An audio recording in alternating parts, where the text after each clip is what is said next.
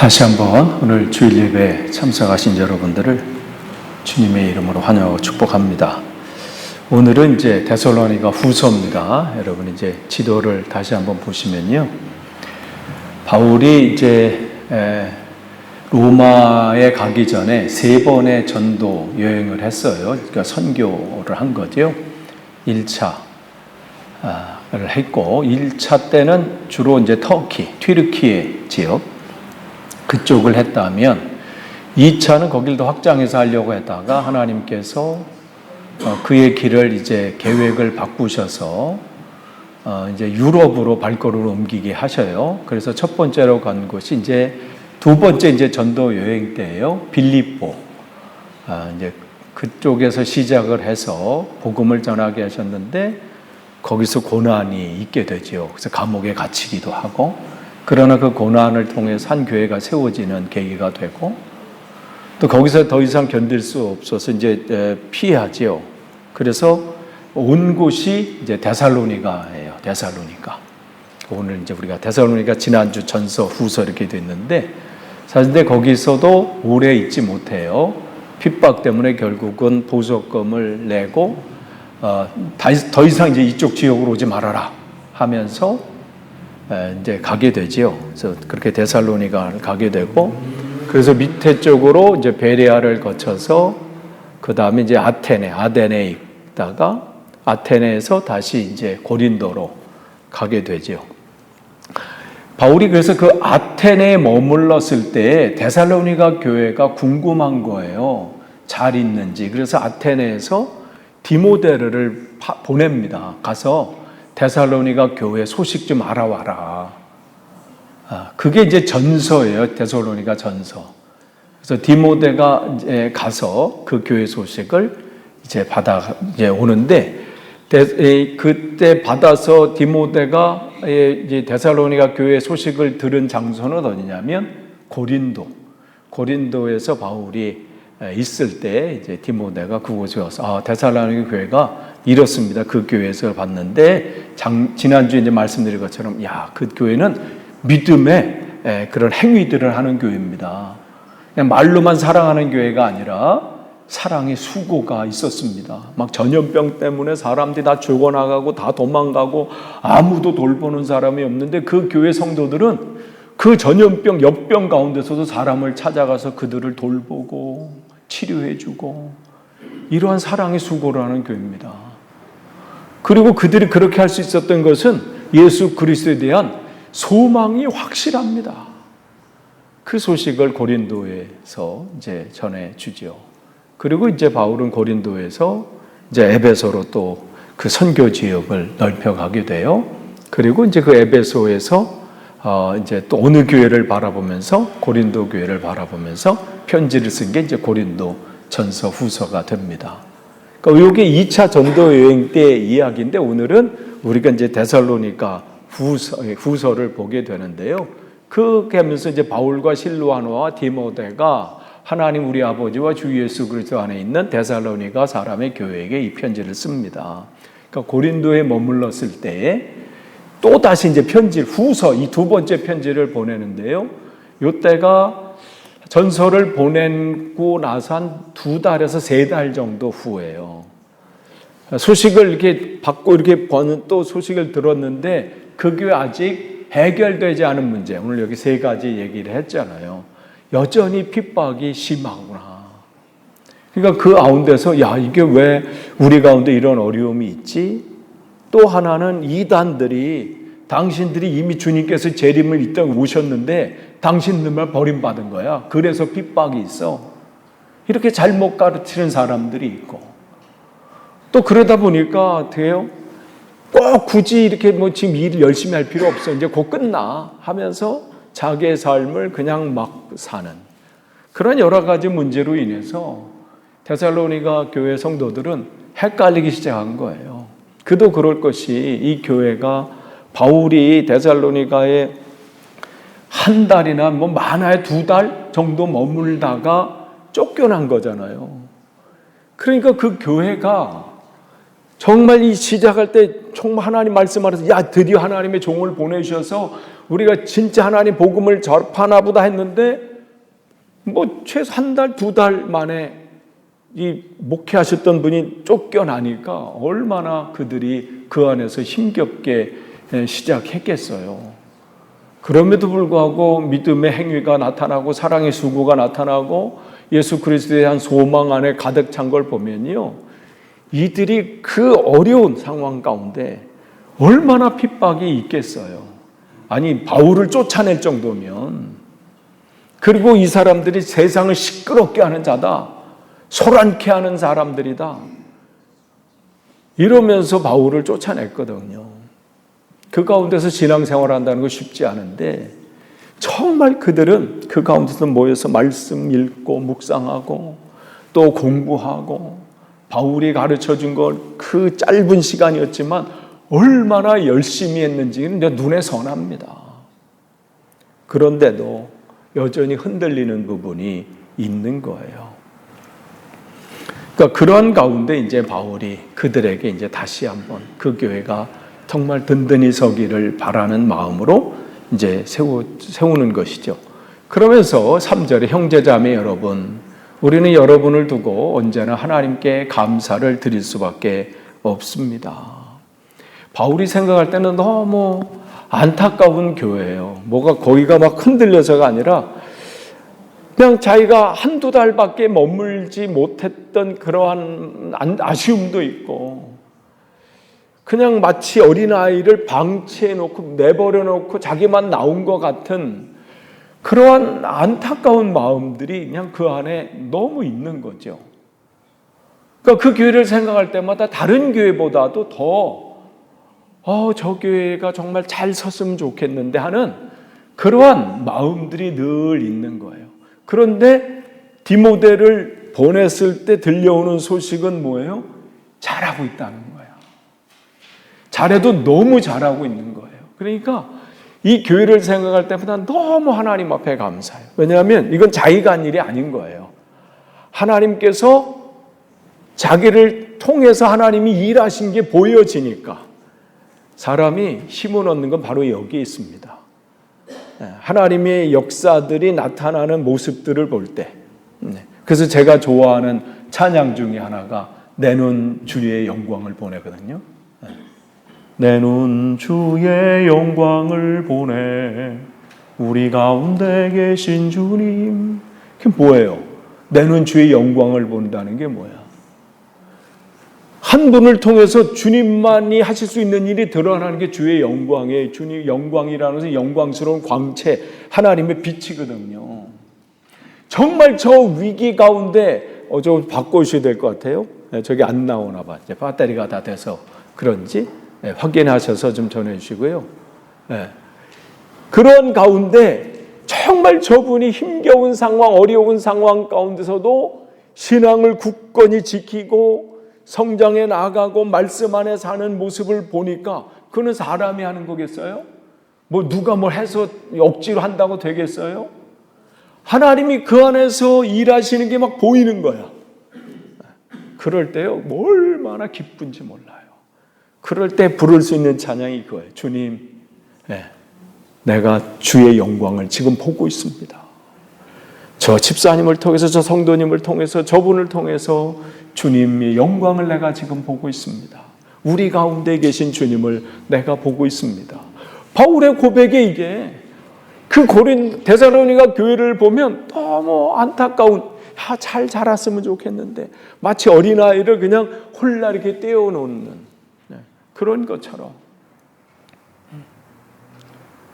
지난번에 이 권 선교사님이 아프가니스탄을 가셨을 때 그 아이를 그 학교에 이렇게 띄워놓고 자기가 그 현장으로 갈 때 그 울부 안에 있는 그 안타까운 마음, 그 아이가 잘 거기서 버텨주고 이겨내주기를 바라는 그거 띄워놓고 그 네 분이 거기서 떠났을 때 얼마나 그 마음이 찢어지겠어요.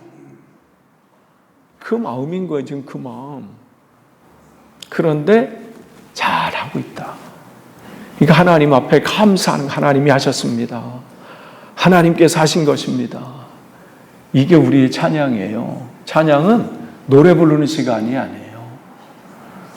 그냥 막 곡조 좋으니까, 가사 좋으니까 막 이게 아니라, 노래가 부르는 시간이 아니라 주님께서 하셨습니다 고백하는 시간이거든요. 그래서 찬송은 하나님이 하셨습니다, 하나님께서 승리하셨습니다 고백하는 거예요. 그러니까 그렇게 하는 거예요. 그것은 왜 그러냐면 더 기분, 그들의 2개월, 3개월 지났는데 첫 번째 편지 데살로니가 전서. 그런데 그 사이에 또 무슨 일이는 믿음이 더 크게 자라고. 이야, 얼마나 이들이 그 안에서 그 배운 말씀, 그 시간 속에서 모여서 바울이 1달, 2달 그 가르친 그 말씀을 가지고 더 깊이 연구하고 배우고 또 좀 아는 사람 또 가르치고, 얼마나 이러한 일들이 있었겠어요.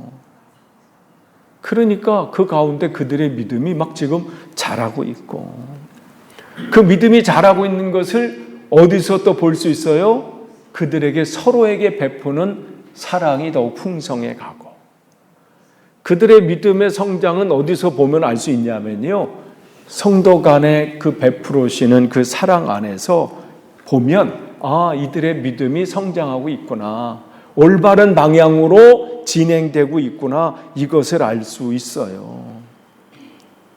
그래서 바울은 당신들이 나가서 뭐 사람들을 구제하고 섬기고 여기에 먼저 관심 두는 게 아니라 뭘 얘기하고 있어요? 서로 간에 베푸는 사랑이라, 이 얘기를 하고 있어요.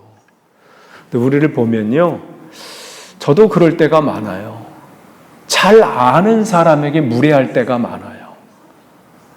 그렇지 않고 처음 보는 사람이나 낯선 사람한테는 참 젠틀하게 하고 말도 막 하는데, 정말 가까운 사람, 잘 아는 사람, 특별히 가족들에게 말이나 행동이나 표정들 무례할 때가 있어요. 근데 이런 부분들을 늘 점검해. 나는 지금 어떠한가? 그러니 그 모습을 보는 사람은 어떻게 하겠어요? 가족들한테 잘하세요 뭐 이렇게 하지 않겠어요? 자녀들이 볼 때. 어느 분이 그 얘기를 하더라고요. 그 가정이 결혼을 앞에도 이렇게 있을 때 자신을 되돌아본대요. 나는 괜찮은 시아버지가 되는가 지금? 나는 지금 괜찮은 장인어른이 되고 있나? 왜냐하면 그 사람의 가족이 가족을 대하는 것을 보면 그 가정을 어느 정도 파악할 수 있대요. 그래서 가까운 사람들이 함께 이렇게 결혼하고 사돈 맺는 게 진짜 어려워요. 아니, 저 사람이 아내에게, 또 아내가 남편에게 하는 말이나 행동을 보면 자식도 저러지 않겠는가? 거기서 살짝 힌트를 얻어요. 위에 오빠나 누나나 누가 자기 동생을 그렇게 대하는 걸 보면 또 밑에서 또 마찬가지죠. 그러니까 이게 점검되어질 때 보면 나는 지금 괜찮은가? 그러니까 지금 바울은 그 얘기를 하고 있는 거예요.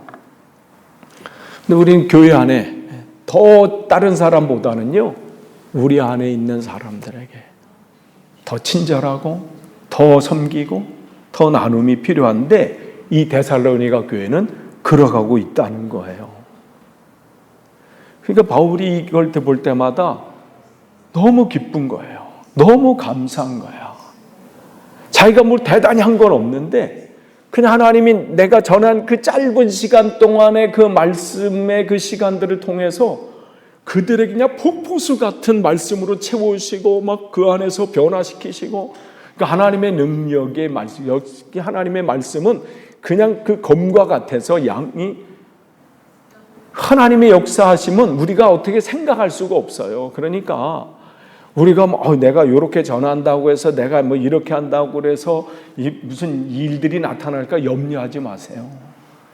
하나님께서 우리를 통해서 그 말씀이 전하는 게 진심이고 열심이고 마음 가운데 하나님 주신 은혜를 전한다면요, 하나님은 놀라운 일들을 하게 하시고 그 교회를 온전히 세우시는 거예요.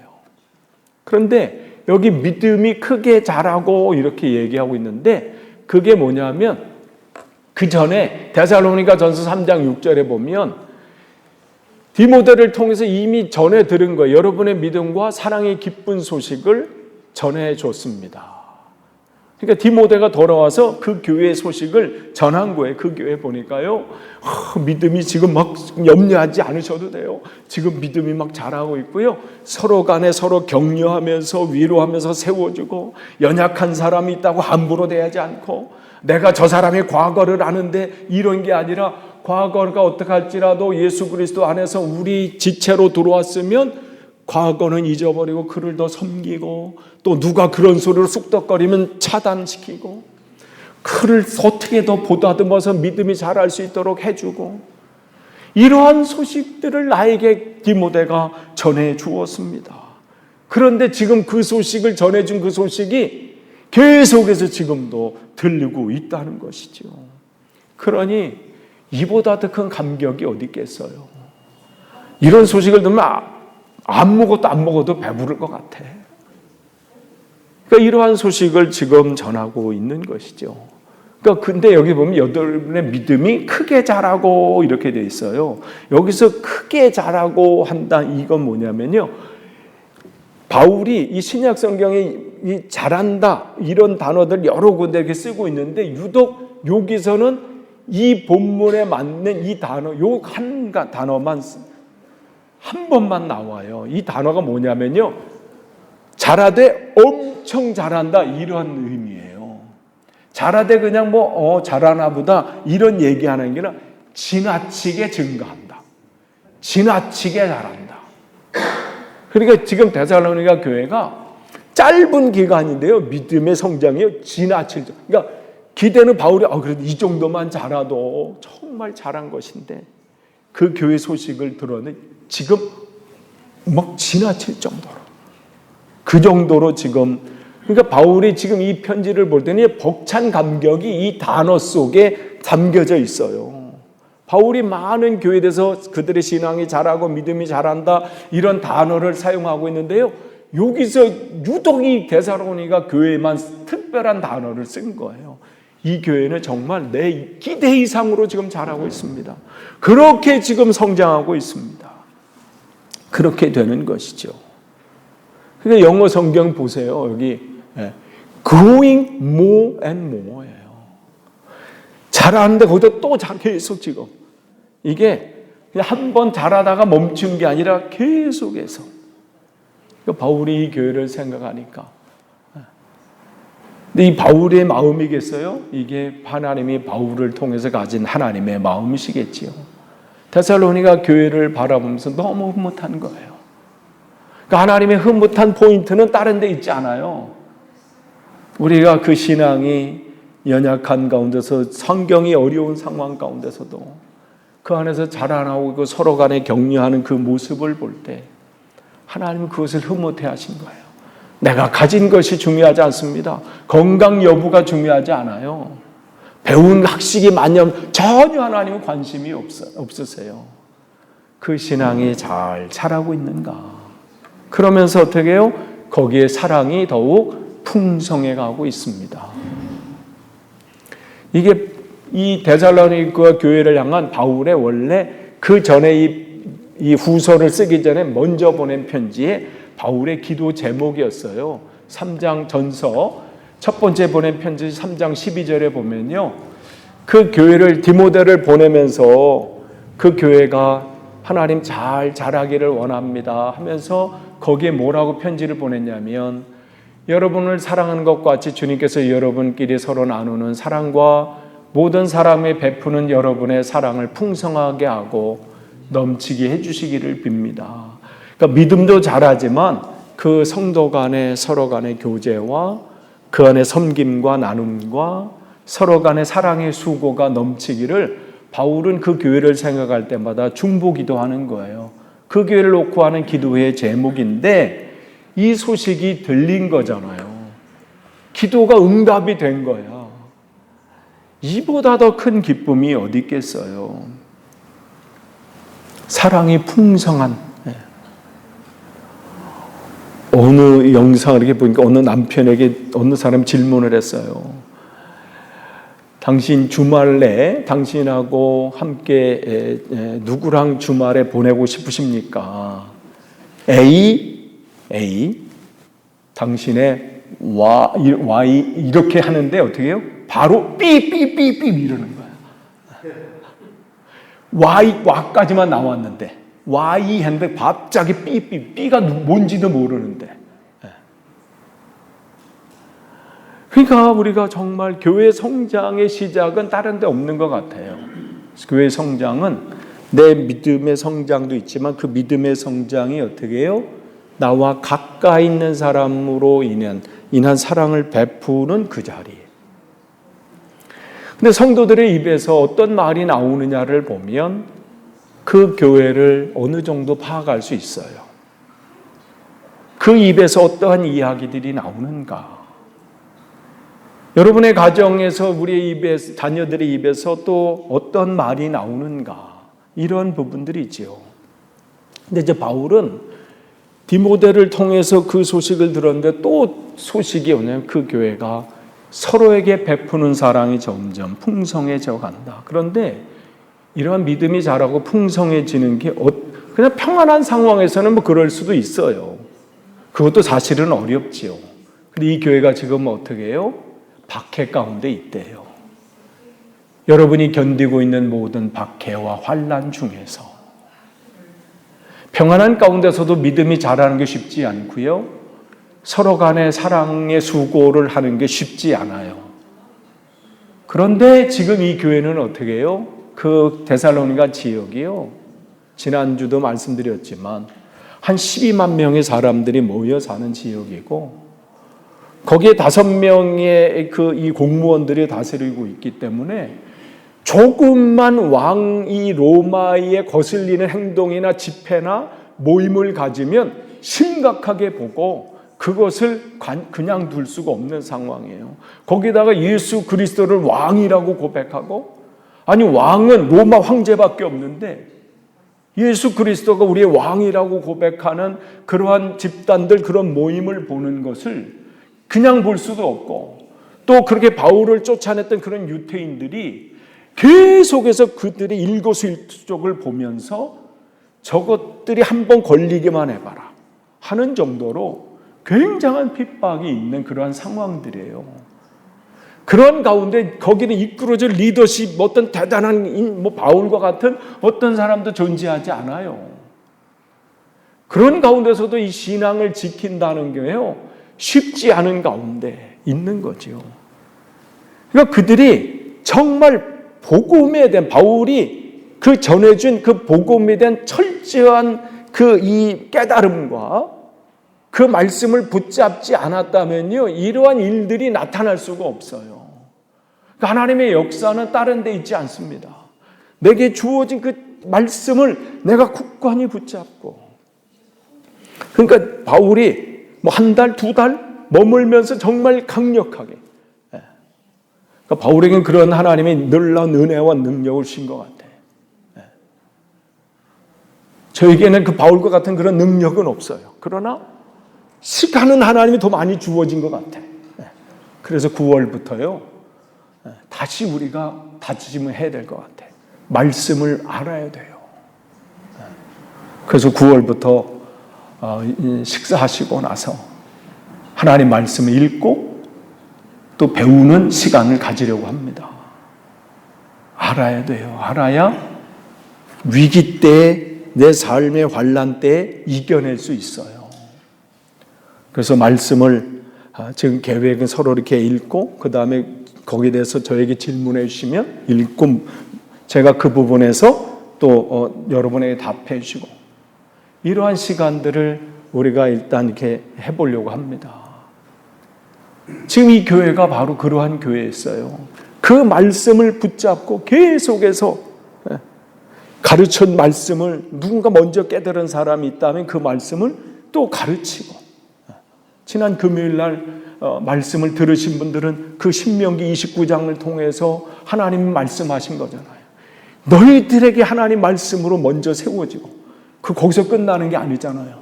또 너희들이 네 후손들을 가르쳐야 할 책임을 주셨어요. 근데 우리가 모르면 어떻게 못 가르치는 거예요. 성경 읽는 것을 끝나면 안 돼요. 그 말씀을 제대로 알려면 배워야 돼요.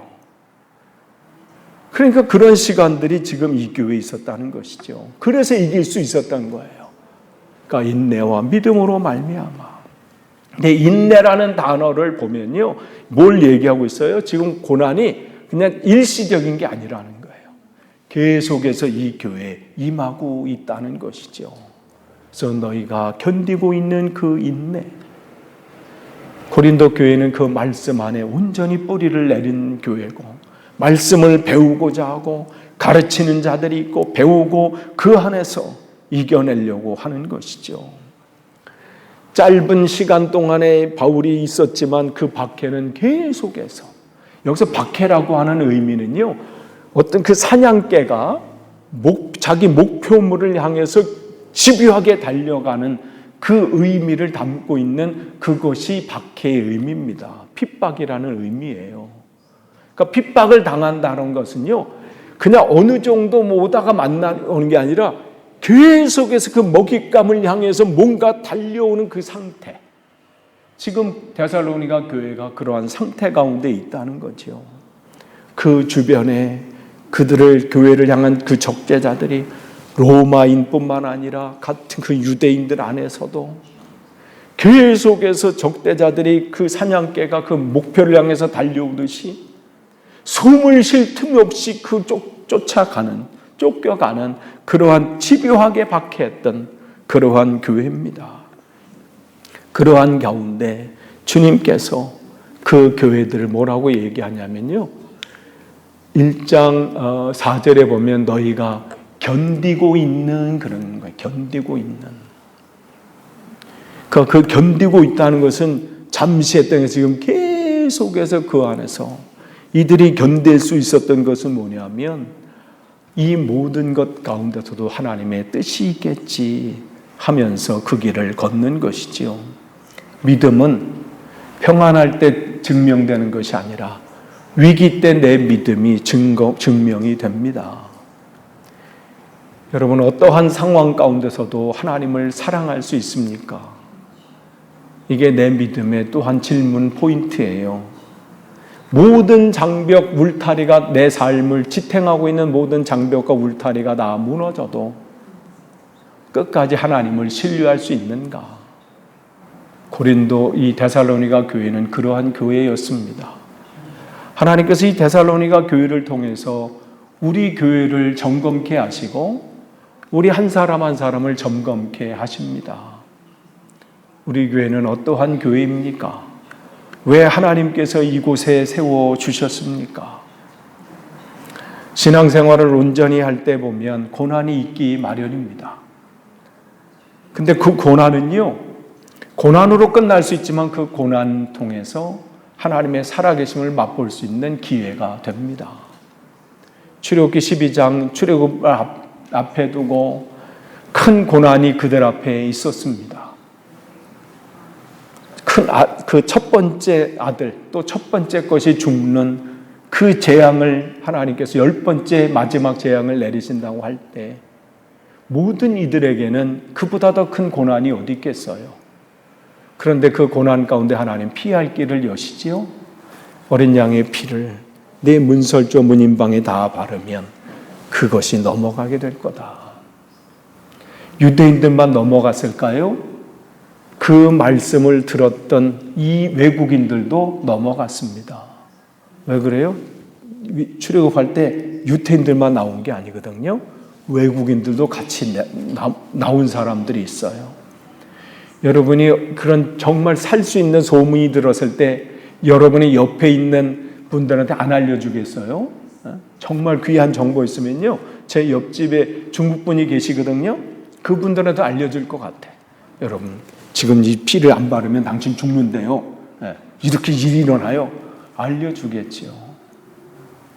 그들이 그 고난 가운데 그들은 하나님의 살아계심을 맛보게 된 겁니다. 여러분의 앞에 살다 보면 건강의 고난이 올 수도 있고요, 경제적인 고난이 올 수도 있고, 인간관계 속에서 고난들, 때로는 내가 이해하지 못하는 고난과 환난, 박해들이 또 올 수 있습니다. 올곧게 내가 신앙생활을 할 때 이 올곧게 가는 것 때문에 사회적으로 또 상황적으로 핍박이 올 수도 있고 박해가 올 수 있습니다. 그럴 때 여러분, 보혈의 피 예수님의 그 피로 계속해서 여러분의 삶을 덧칠하십시오. 그러면 그 고난이 고난으로 끝나는 것이 아니라 하나님의 살아계심을 맛보는 계기가 되실 겁니다. 하나님이 나와 함께 계시고 여전히 인도하시고 역사하신다는 것을 철저하게 깨닫는 계기가 될 겁니다. 그것을 우리가 깨달아야 되고 또한 그 깨달은 것을 또 우리 주님을 알지 못하는 이들에게 전해야 합니다.